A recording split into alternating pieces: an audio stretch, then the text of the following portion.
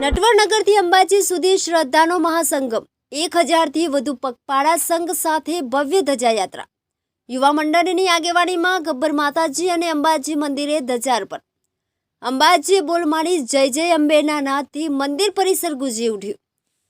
સાવલી તાલુકાના નટવરનગર ગામના યુવા મંડળ દ્વારા દર વર્ષની પરંપરા મુજબ આ વર્ષે પણ નટવરનગરથી અંબાજી સુધી ભવ્ય પગપાળા સંઘનું આયોજન કરવામાં આવ્યું હતું।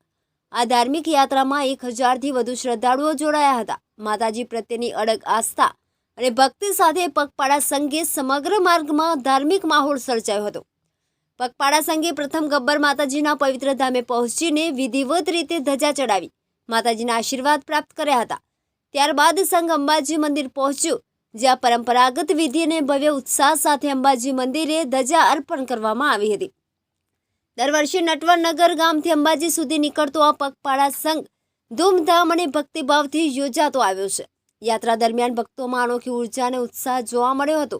અંબાજી બોલમાળી અને જય જય અંબેના ગગનભેદીના નારા સાથે અંબાજી મંદિર પરિસર ગુંજી ઉઠ્યું હતું।